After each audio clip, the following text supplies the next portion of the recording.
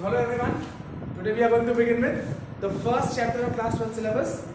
Chapter is partnership fundamentals. इससे पहले देख लेते हैं कि हमारे सिलेबस में चैप्टर कितने हैं। आईसी के सिलेबस में पार्टनरशिप से 5 चैप्टर्स हैं। First is fundamental of partnership, second is goodwill, third admission of partner, fourth retirement and death, fifth is dissolution.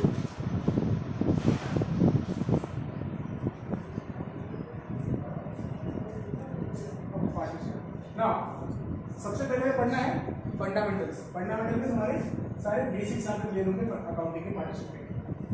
Understood? Now let's begin with the fundamental. सबसे पहला चीज mind में आएगा partnership का नाम सुनते ही वो ये है कि पार्टनरशिप होता क्या है। नहीं ना होगा माइंड में क्या है पार्टनरशिप।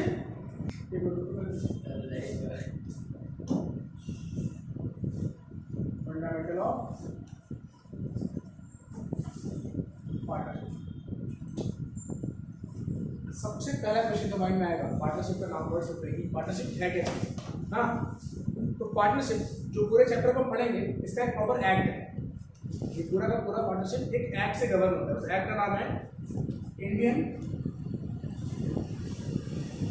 Partnership act 1932। ध्यान रखना कौन सा एक्ट है, इंडियन पार्टनरशिप एक्ट 1932। इसी एक्ट में इसने पार्टनरशिप को डिफाइन किया।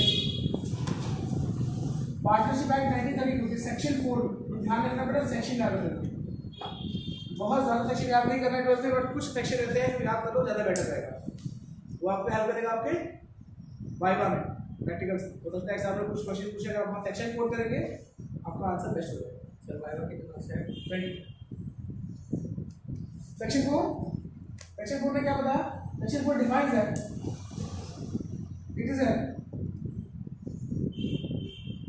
it is a mutual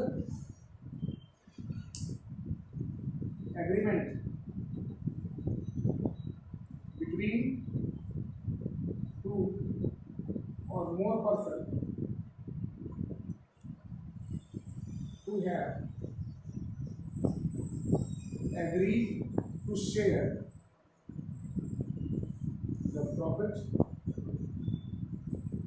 or loss of a lawful business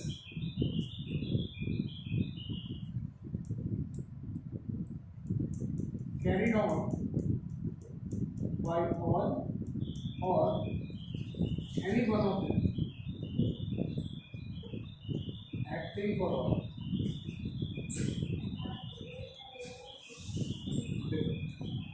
ये जो डेफिनेशन है ना, इसी डेफिनेशन में पार्टनरशिप के फीचर्स मिल रहे हैं। ठीक, सबसे पहला चीज it is a mutual agreement. Mutual agreement का मतलब पार्टनर्स मतलब यहाँ पे म्यूचुअल एग्रीमेंट लोग अपनी इच्छा से एक साथ आते हैं, तो किसी को जबरदस्ती करके पार्टनरशिप में नहीं जाता है। यहाँ पे कोई एक पर्सन सिंगल पर्सन था जो काम कर रहा था, उसने किसी और पर्सन को कन्विंस किया, वो भी एग्री किया, दोनों ने मिलकर एक पार्टनरशिप फॉर्म बनाया। पार्टनरशिप फॉर्म का बिजनेस का जो इवोल्यूशन का ये आइडिया था ना, ये कहीं ना कहीं यहाँ इससे शुरू हुआ है। कोई पर्सन जब से बिजनेस किया, सो तो ब्रांडेड बिजनेस किया, ठीक है, सिंगल ओनरशिप बिजनेस। अब वहाँ से तो उसको कैपिटल कमी पड़ जाए, कोई टेक्निकल नो हाउ की कमी हो, किसी और पर्सन के पास अच्छा खासा नॉलेज हो पर्टिकुलर फील्ड का, बट इसके पास नहीं है, इसके पास कैपिटल है, ठीक है, क्या करेगा वो किसी पर्सन को एज पार्टनर ऐड कर लेगा, या तो उससे वो एज ए एम्प्लॉय हायर करेगा। बट एज ए एम्प्लॉय किसी को अगर हायर करते हैं तो वहाँ रिस्क ये हो सकता है वो हमारे पास 2 महीने 4 महीने 6 महीने पूरे 1 साल तक काम करे फिर छोड़ के चला जाए, हो सकता है। या हो सकता है वो हमारे बिजनेस के ट्रेड सीक्रेट या किसी और को शेयर करना शुरू कर दे, चांसेस है। अगर वो हमारा बिजनेस का पार्टनर बन जाएगा तो क्या वो चीज़ें करेगा, नहीं करेगा, वो लॉयल तरीके से काम करेगा। ठीक, ये क्या है म्यूचुअल एग्रीमेंट किसके बीच, 2 और more पर्सन।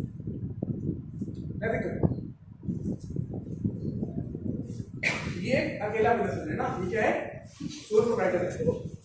ठीक, क्या ये अकेले पार्टनरशिप चल सकता है? तो मिलेगा पार्टनरशिप, क्या इसके लिए पॉसिबल है कि अकेले पार्टनरशिप फर्म चलाएगी? नहीं चला पाएगा, नहीं चला। इसका एक बिजनेस है, चल रहा है बिजनेस, ठीक है, बट इसे और कैपिटल की रिक्वायरमेंट है, थोड़े और पैसे चाहिए, फिलहाल इसके पास नहीं है। दूसरी चीज, इसे थोड़ा बहुत और कुछ टेक्निकल नो हाउ चाहिए बिजनेस के बारे में, नहीं पता। इसे पता है कि ये बच्चा है ना, इसके पास थोड़े पैसे भी है और इसके पास थोड़ा आइडिया बिजनेस का है। इसने क्या करा, इससे बात किया, पूछा देखो भाई हमारा बिजनेस चल रहा है, ठीक है, मैं बिजनेस कर रहा हूँ, तुम और मेरे बिजनेस में पार्टनर बन जाओ, और उसमें तुम देना मुझे 5 लाख रुपये लगाना बिजनेस में, हम दोनों मिलकर बिजनेस करेंगे और प्रॉफिट बांटेंगे, ठीक है, ये होगा। तो मतलब पार्टनरशिप करने के लिए कम से कम कितने लोग चाहिए? 2। कितने चाहिए मिनिमम? 2। चलो भाई पार्टनरशिप करेंगे, चलो हम भी कुछ आते हैं मैक्सिमम ऐसा, ठीक है। Mutual agreement of 2 or more persons who have agreed to share the profit or loss। सिर्फ प्रॉफिट बांटने के लिए बिजनेस नहीं होता, हो सकता है बिजनेस में लॉस भी हो ना। अब मान लो यही जो 2 पार्टनर हमारे आए थे, इसका बिजनेस था, ये वाला पार्टनर आके इसमें ऐड हुआ, दोनों ने फर्म चलाया, 1 साल बाद लॉस हो गया, तो ये क्या बोलेगा कि बिजनेस तुम्हारा था, लॉस तुम भी करोगे? नहीं। जब आप पार्टनर बने हैं, अगर प्रॉफिट को इक्वली बांटेंगे, फिर प्रॉफिट को अपने डिजायर्ड रेशियो में बांटेंगे, हम लॉस को भी उसी रेशियो में बांटेंगे, ठीक। Next thing, lawful business. Lawful business मतलब पार्टनरशिप जल्दी करो, लीगल बिजनेस करना है, ठीक है। ऐसा नहीं कि पार्टनरशिप में बिजनेस कर लो, दुबई से गोल्ड लाना है, बिजनेस को करना है स्मगल करके, ठीक है। Lawful business. Next is carried on by all or any one of the acting for all. हो सकता है कि पार्टनरशिप फर्म में 5 लोग हो, 6 लोग हो सकता है ना, पार्टनर हो सकते हैं। अब या तो देखो बिजनेस सारे पार्टनर मिलकर चलाएंगे, या फिर उन सब में से कोई एक जाके ऑफिस देखेगा, ऐसा हो सकता है ना, पॉसिबल है, होता है, पता है कि नहीं, ऐसा होता है। हो सकता है कोई एक पर्सन जाके बिजनेस देखता होगा ऑफिस में, पूरा काम देखता है, बाकी अपने और पार्टनर्स हैं। कभी कभी ऐसा भी होता है जहाँ पे बाकी सारे पार्टनर ऑफिस में आते हैं, सब एक साथ बिजनेस देखते हैं, इसलिए आपने लिखा carried on by all or any one of the acting for all. Clear? Difference नहीं रहेगा किसमें? मतलब बाकी सिर्फ एक जाके पार्टनर जो है सारा चीज़ देख रहा है, बाकी सब ऐसे बस देखो, अगर ऐसा कुछ टर्म्स कंडीशन है कि भाई 6 पार्टनर हैं, लेकिन एक ही पार्टनर जाके वो ऑफिस देखेगा, तो बेटा पार्टनरशिप जब भी होती है इसके बीच होता है एग्रीमेंट, ठीक है। और जब ये पार्टनरशिप रजिस्टर होगा ना, जो पार्टनरशिप एग्रीमेंट बनेगी, वहाँ बनता है पार्टनरशिप डीड। पार्टनरशिप डीड हमें क्या पड़ेगा, इसमें सारे कंडीशन लिखे होंगे, ठीक है। मतलब बिजनेस कौन देखेगा, ऑफिस कौन मिल जाएगा, अगर वो डेली ऑफिस जा रहा है पर्सन, उसको सैलरी मिलनी चाहिए कि नहीं मिलनी चाहिए, प्रॉफिट क्या नाम, डेली ऑफिस जा रहा है, ये सारी चीज़ें डील में लिखी, ठीक। ध्यान clear, definition clear, features clear. कितने फीचर्स हो गए? Mutual agreement, 2 or more person, lawful business, sharing of profit and loss ना, and carried on by all or any one of the acting for all. Clear है ना? Next moving further, अभी तुमने पूछा ना सर यहाँ पे मिनिमम 2 हो गए, मैक्सिमम कितने होंगे? फिलहाल अगर हम एक्ट इंडियन पार्टनरशिप एक्ट 1992 की बात करें, मैक्सिमम इस एक्ट में मिनिमम और मैक्सिमम 10 और बैंकिंग बता था,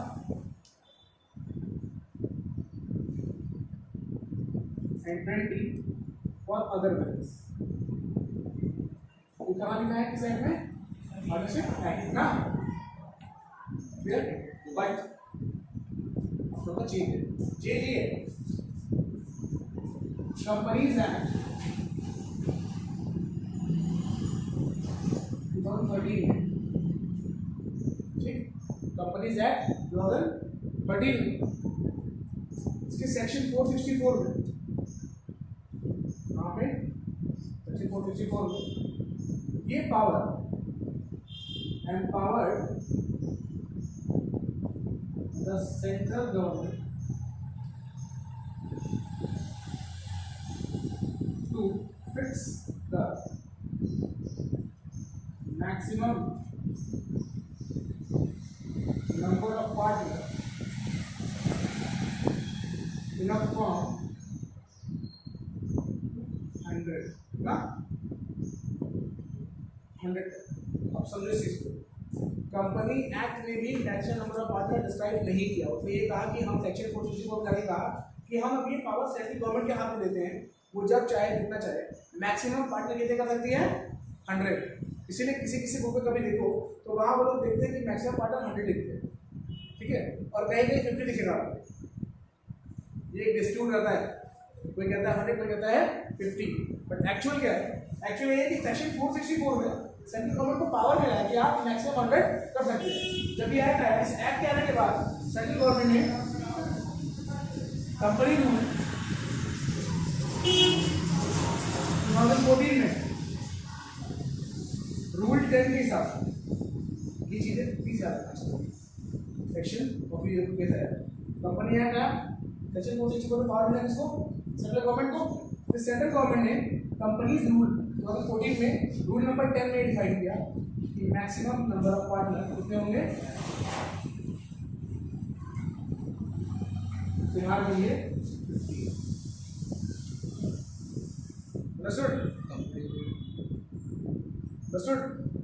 अगर आप क्वेश्चन पूछे what is the maximum number of partner in a partnership form is what it is 50। कैसे है ये पूरा फिर से ध्यान पड़ा according to company rule 14 rule number 10 central government has fixed the number to 50, okay, but it can be further extended till 100, and this power is given to the central government by the Companies Act section 464.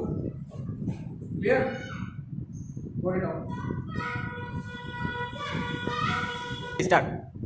Moving further, partnership एक और तरह की होती है।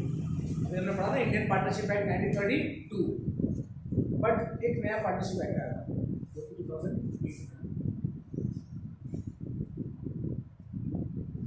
ये कौन सा act था? Limited liability partnership.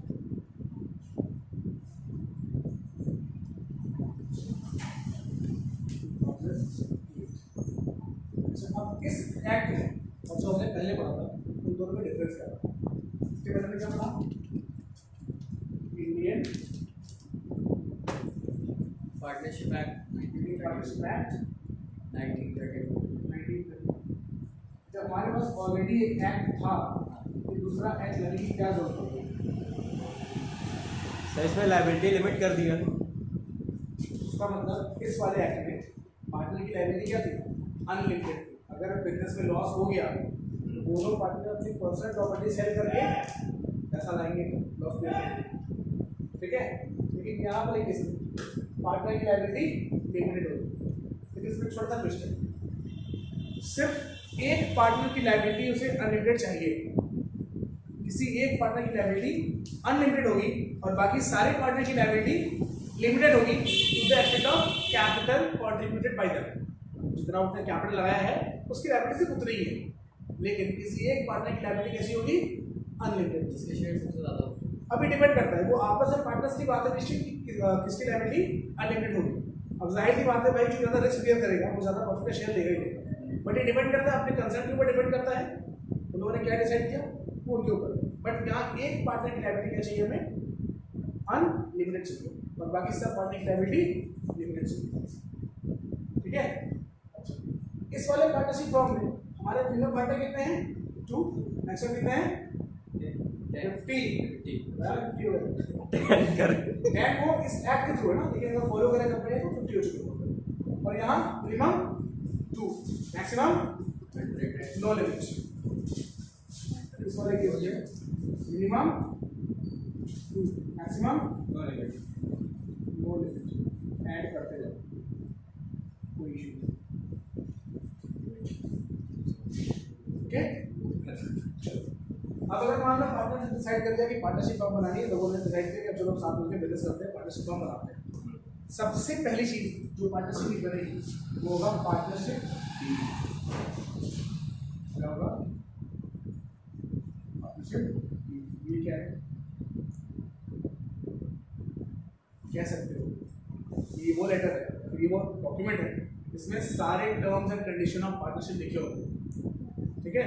फर्म का नाम क्या होगा, पार्टनर कौन कौन होंगे, पार्टनर का नेम एड्रेस, ठीक है, इंटरेस्ट कम कैपिटल किसको कितना मिलेगा, कौन कौन कितना कैपिटल कंट्रीब्यूट करेगा, किसको कितना प्रॉफिट का शेयर मिलेगा, किसको सैलरी मिलेगी, ऑफिस कौन देखेगा, ऑफिस कहाँ पे रहेगा, ऑफिस का एड्रेस क्या होगा, सारे के सारे डॉक्यूमेंट कहाँ लिखे होते हैं चीजें पार्टनरशिप डीड। ठीक, क्लियर। जब ये पार्टनरशिप डीड बनती है तो ध्यान से समझ रखिए, यहाँ पे ये पार्टनरशिप डीड यहाँ बनेगी, ये डीड रजिस्टर होगा, इस डीड का क्या होगा, रजिस्ट्रेशन होगा। और इस डीड का रजिस्ट्रेशन होता है किस एक्ट के थ्रू होता है, स्टैम्प एक्ट। होता है स्टैम्प एक्ट। 5 को रजिस्टर करा के तब लाके जमा करते हैं पार्टनरशिप फॉर्म को रजिस्ट्रेशन। स्टैम्प एक्ट में क्या होता है रजिस्ट्रेशन में? हाँ, ये स्टैम्प रजिस्ट्रेशन, ये रजिस्टर दिखाना है स्टैम्प एक्ट। ध्यान रखना, पार्टनरशिप की जब रजिस्टर होगा कहाँ होगा, वो स्टैम्प एक्ट में रजिस्टर होगा, फिर वो डीड जाके हम लगाते हैं यहाँ पे फॉर्म के रजिस्ट्रेशन। Clear, understood. ये बहुत इंपॉर्टेंट क्वेश्चन है, एग्जाम में एक बार सीबीएसई में आया था, सीबीएसई एग्जाम में फर्स्ट क्वेश्चन एमसीक्यू क्वेश्चन था और पहला क्वेश्चन ये था सीबीएसई एग्जाम में आया था 2020 में आया। क्वेश्चन क्या था sir?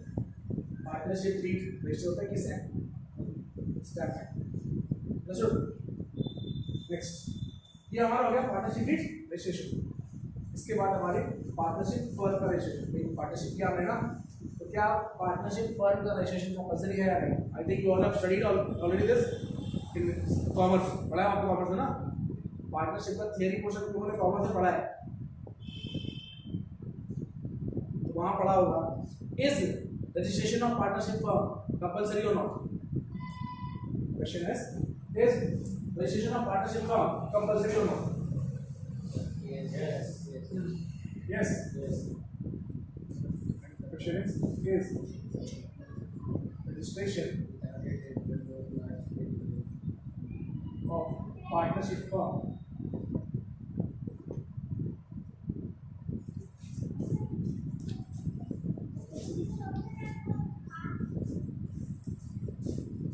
yes or no? Yes. No. Sir इस पर डिपेंड करता है लेवल ऑफ बिजनेस पे, छोटे लेवल। ये लेवल ऑफ बिजनेस पे डिपेंड नहीं करता कि रजिस्ट्रेशन कराना है कि नहीं कराना है, बट इसका रजिस्ट्रेशन कंपलसरी भी नहीं किया उन्होंने कहा ये सब भी हो, आप चाहे तो रजिस्टर कराइए, चाहे तो रजिस्टर मत कराइए। लेकिन अगर आप, इसके ड्रॉबैक क्या है, अगर हम रजिस्टर नहीं कराते, ड्रॉबैक क्या है, ड्रॉबैक सबसे बड़ा ये है, आप किसी भी थर्ड पार्टी के ऊपर 100 रुपीज से ऊपर क्लेम नहीं कर पाएंगे। किसी भी थर्ड पार्टी के ऊपर कितने रुपए से ऊपर, 100 रुपीज से ऊपर कोई क्लेम नहीं कर पाएंगे। मीन्स ये तो 2 भाई भी आए थे, नैतिक और अंकित ना, इन लोगों ने पार्टनरशिप फर्म बनाया और इन्होंने क्या कराया, इन्होंने पार्टनरशिप फर्म को रजिस्टर कराया नहीं, ये फर्म बिना रजिस्ट्रेशन की है, ठीक है। फिर कोई थर्ड पर्सन आया जिससे सामान लेके चला गया उधार पे, 2 लाख रुपए का सामान उधार ले गया, अभी पैसे मांग रहे उससे, तो पैसे नहीं दे रहा, ठीक है। चलो केस करते हैं उसको, कोर्ट में पहुंचे केस करने के लिए, कोर्ट ने पूछा फर्म है तुम्हारी, कहाँ था हमारी फर्म तो है, फर्म को रजिस्ट्रेशन कराया है सर, रजिस्टर नहीं कराया। जब फर्म को रजिस्टर नहीं कराया, आप उस पर्सन के ऊपर कितने केस कर पाएंगे, 100 रुपए, उसके ऊपर 1 रुपये का केस नहीं कर पाएंगे। So it is advisable to get the firm registered. Mandatory नहीं है, बट हम उसे अगर रजिस्टर नहीं कराएंगे रजिस्ट्रेशन तो 100 रुपये ऊपर क्लेम नहीं कर पाएंगे। सर जैसे मतलब केस वो सभी नहीं किए, ठीक है, हम लोग का झगड़ा वगड़ा हो गया और अब जाके रजिस्टर कर दिए तो नहीं, जो डिस्प्यूट होने के बाद आप रजिस्ट्रेशन कराएंगे उससे कोई वैलिड नहीं, क्योंकि रजिस्ट्रेशन जब होगी तब जाके आपका फर्म एग्जिस्टेंस में आएगा बाय लॉ। बाय लॉ कब आएगा, लीगल कब होगा, जब उसका रजिस्ट्रेशन हो जाएगा। उसके पहले का जो डिस्प्यूट है वो यही माना जाएगा आपका फर्म रजिस्टर्ड नहीं है, ठीक है। So it's better to get the firm registered, clear. But registration mandatory नहीं है, क्लियर, मैंडेटरी नहीं है। लेकिन अगर नहीं कराया तो ड्रॉबैक क्या होगा, किसी भी थर्ड पर्सन के ऊपर 100 रुपये से ऊपर क्लेम नहीं कर पाएंगे। Understood this much? Next, partnership deed बताया ना, डीड के बारे में बता दिया मैंने, व्हाट इज पार्टनरशिप डीड ना। अब अगर मान लो rules applicable in the absence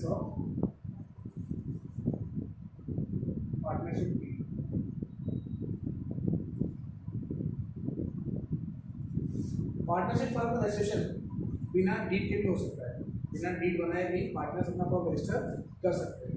लेकिन मान लो इन लोगों ने किया क्या कि पार्टनरशिप फर्म रजिस्टर कर लिया बट डीड नहीं बनाया और आगे चल के इन दोनों में डिस्प्यूट हो गया, ठीक है ना भाई। उन लोगों ने बिजनेस शुरू करा, शुरुआत में लोग ये एग्री किए थे कि चलो दोनों प्रॉफिट को इक्वली बांटेंगे, मतलब इक्वली की हाँ इक्वली बांटेंगे, शुरुआत तो ठीक था। हुआ क्या, फिर पूरा साल जब बिजनेस चला तो नैतिक ने ये कहा कि हम पूरे साल ऑफिस आए थे, हमने तुम पूरे साल ऑफिस नहीं आए, रोज ऑफिस नहीं आते थे, तुम कभी कभी आते थे। इस बेसिस पे वही कहता हूँ कि मुझे सैलरी मिलनी चाहिए हर महीने की, ठीक है। अब ये कहता है कि सैलरी नहीं मिलेगी, पार्टनर हो सैलरी क्यों लोगे। इसका ये कहना है कि पार्टनर तो है बट हम तो रोज ऑफिस आ रहे थे, रोज काम देखते थे, एज ए मैनेजर काम किया मैंने दुकान में बिजनेस में, मुझे सैलरी चाहिए।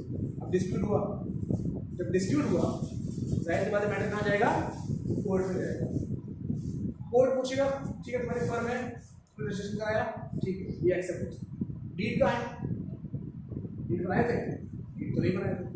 जब डीड नहीं बनाए रहोगे तो पार्टनरशिप एक्ट नहीं, कुछ रूल्स एंड रेगुलेशंस ऑलरेडी बना रखे हैं, that is applicable in the absence of partnership deed. अगर पार्टनरशिप डीड नहीं है तो कुछ रूल नहीं फॉलो करेगा। पहला, no interest on capital shall be paid to any partner.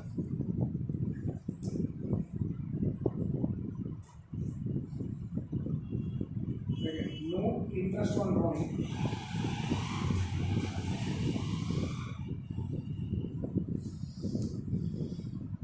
shall be charged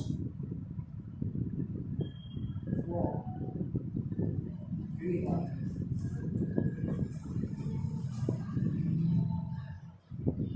Profit and loss to be shared equally among all the partners.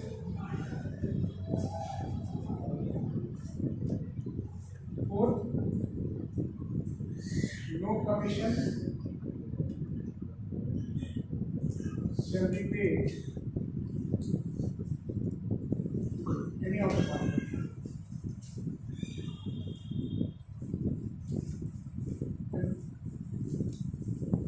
No salary will be paid to any of the partners.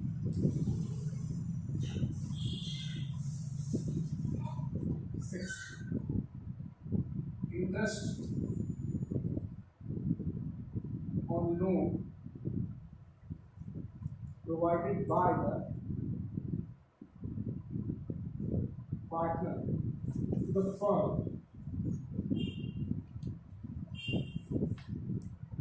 shall be paid at the rate of 6% per annum.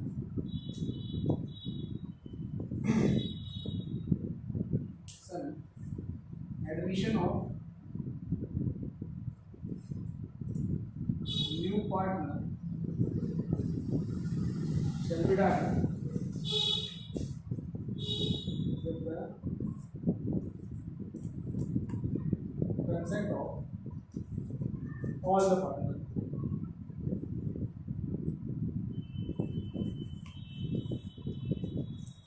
ये कुछ basic rules हैं जो applicable in the case of absence of partnership deed.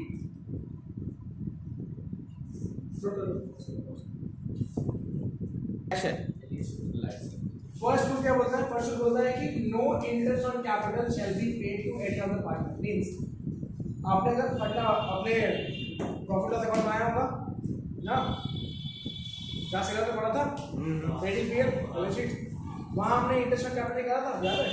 मतलब capital पे interest पे करते थे, question नहीं बोला था मुझे। पार्टनरशिप के केस में अगर पार्टनरशिप डीड नहीं है किसी भी पार्टनर को कैपिटल में कोई भी इंटरेस्ट नहीं मिलेगा, ठीक। तो जो भी कैपिटल लगा रहा है उसमें वो इंटरेस्ट चार्ज करता है, मतलब उन्हें पे होता है तो पे करते हैं। बट अगर डीड नहीं है तो कोई भी इंटरेस्ट कैपिटल चार्ज नहीं पे किया जाएगा। नेक्स्ट है no interest on drawing shall be charge for any party. अगर हम उन्हें कैपिटल पे इंटरेस्ट नहीं दे रहे हैं तो उनके ड्राइंग पे हम उस पर इंटरेस्ट उनसे लेंगे भी नहीं। ड्राइंग मतलब जो अपने पर्सनल यूज़ के लिए बिजनेस से पैसे निकालेगा, जाहिर सी बात है पार्टनर अगर हैं वो लोग तो पैसा पर्सनल यूज़ के लिए निकालेंगे, ठीक है। उस विड्रॉल में ड्राइंग में कोई इंटरेस्ट नहीं लगाया जाएगा।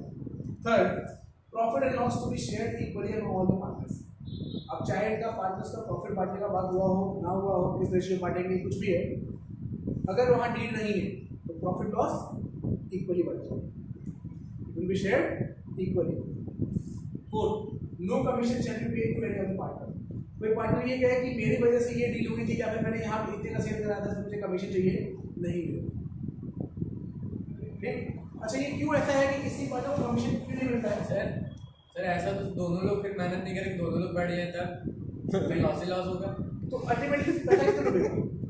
अगर दो पार्टनर है, दोनों में अगर ये डिस्प्यूट हो गया कि जब तुम काम कर रहे हो मुझे, मैं काम कर रहा हूँ मुझे कमीशन नहीं मिल रहा, तुम काम नहीं कर रहे हो, तो मैं भी बैठ जाऊँगा।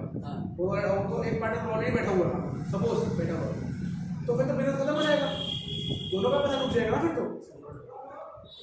ऐसा होता नहीं है, लेकिन हाँ कमीशन क्यों नहीं पे करते हैं? कमीशन ऐसे नहीं पे करते हैं क्योंकि हम ये मानते हैं कि जो पार्टनरशिप फर्म है ना, फर्म और पार्टनर की पार्टनर में जो रिलेशन है ना, ये है प्रिंसिपल एंड एजेंट का रिलेशन। इन नोट करें relation between partner and firm is that of principal and agent. Important question ये भी है। मतलब इसका मतलब ये है कि हर एक पार्टनर फर्म के लिए एजेंट भी है और फर्म का वो प्रिंसिपल भी है। हर एक पार्टनर फर्म के लिए क्या है? फर्म का एजेंट भी है और फर्म का क्या वो प्रिंसिपल भी है।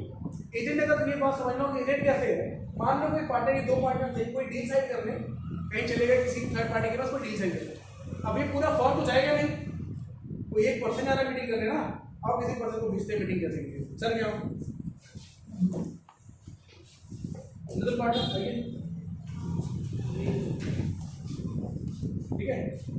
ये एग्जिस्टिंग पार्टनरशिप फर्म से आया, इससे डील करने ना, इसकी पार्टनरशिप फर्म थी ना, अच्छे साथ काम किया था पार्टनरशिप, ये अपने फर्म की बात करने इससे आया कि चलो हमारे से कुछ गुड्स परचेज करना, ठीक।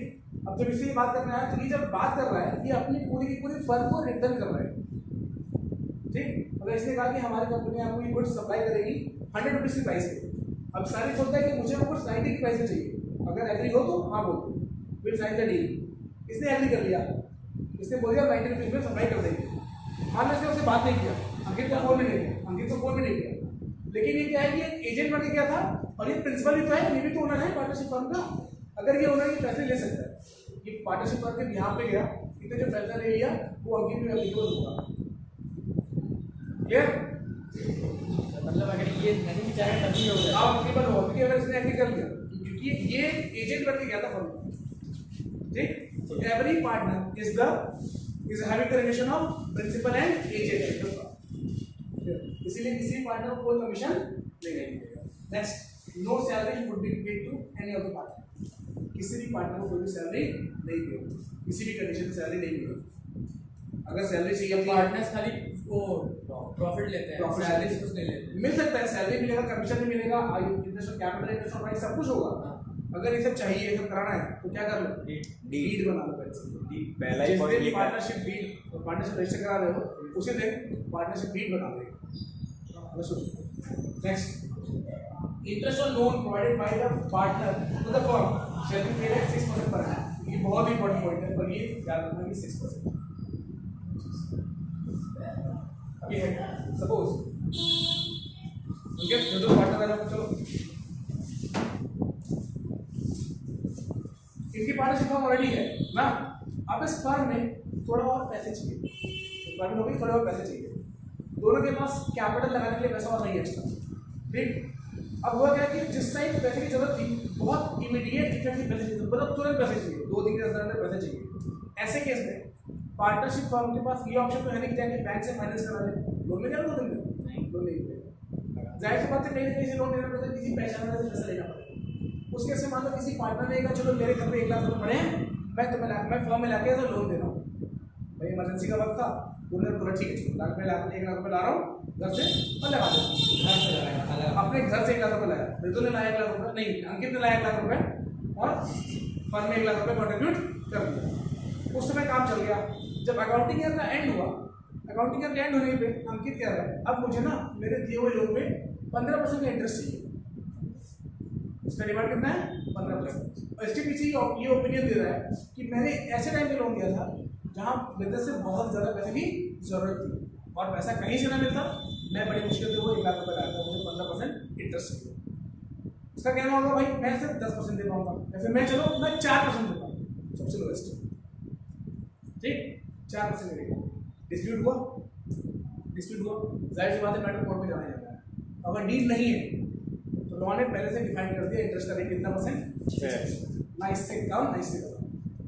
अगर डील नहीं है, आपने लोन दिया है, कितना % इंटरेस्ट मिलेगा? 6%। ठीक, इसका 15% मांगा, इसका 4% क्या ना, दोनों पे लगा 6% फिक्स है।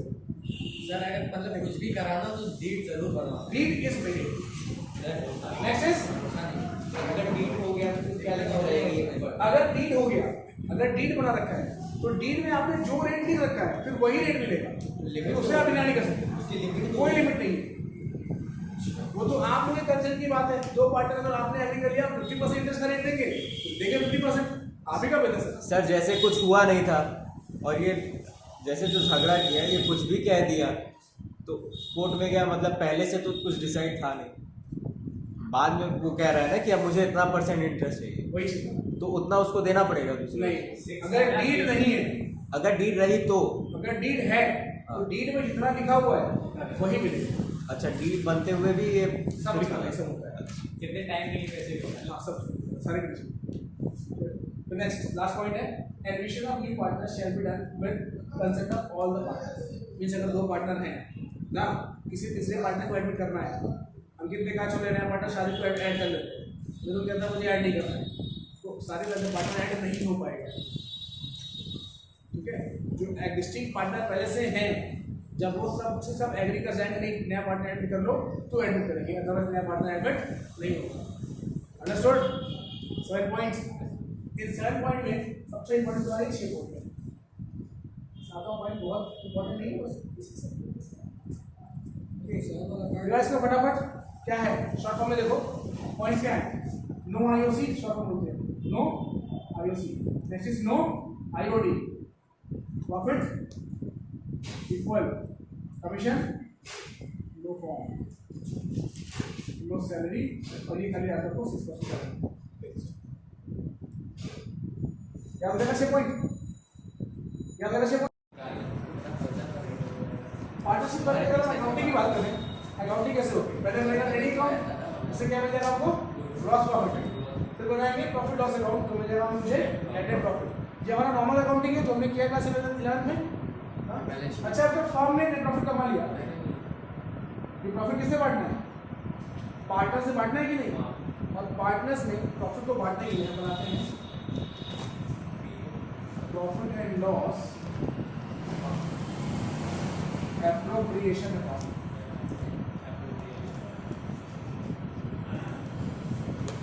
इसके बाद बनता है पार्टनर्स कैपिटल या करंट अकाउंट, बनता है केस में। फिर बनता है बैलेंस शीट। ये तो पूरा अकाउंटिंग प्रोसीजर है पार्टनरशिप का।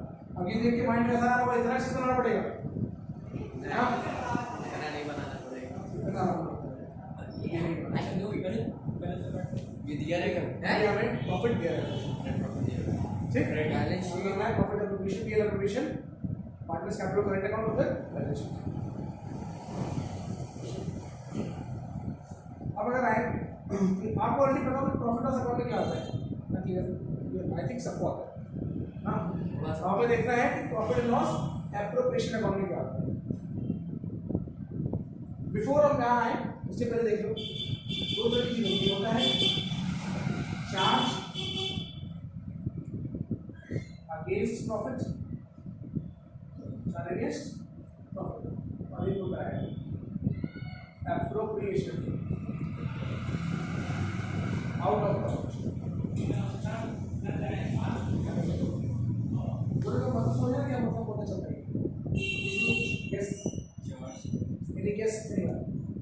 चार्ज अगेंस्ट प्रॉफिट, और सेकंड है appropriation of the profit. Profit के मतलब चार्ज चार्ज अगेंस्ट मतलब प्रॉफिट जो हमारा इस पे चार्ज उस पे चार्ज लग रहा है, मतलब प्रॉफिट घट रहा है। मींस एक चीज ध्यान रखना, जितनी भी चीजें चार्ज अगेंस्ट प्रॉफिट वाली नहीं है, जितनी भी चीजें चार्ज अगेंस्ट प्रॉफिट वाली है ये सीधे जाती है प्रॉफिट एंड लॉस अकाउंट। मतलब यहाँ क्या है चार्ज अगेंस्ट प्रॉफिट।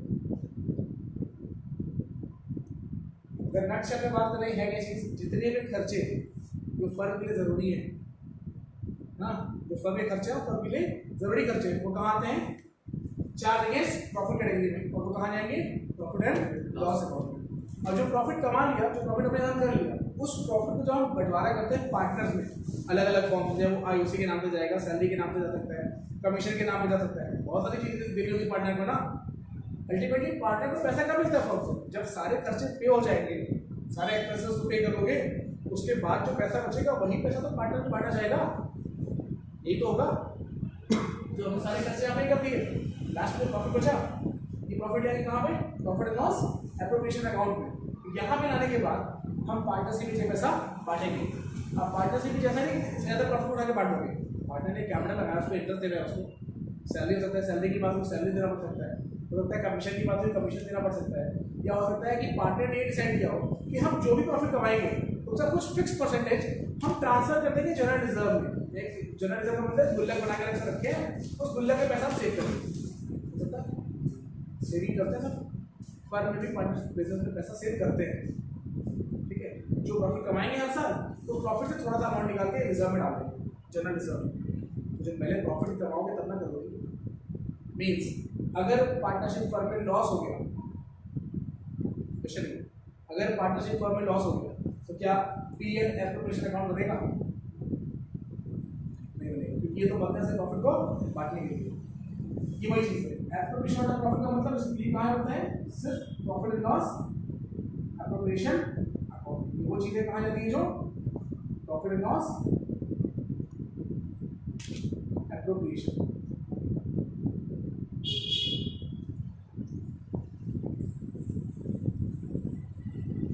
प्रॉफिट किस तरह से बांटा जाता है, क्लियर। फिर हम आते हैं इस पे profit and loss appropriation account के फॉर्मेट।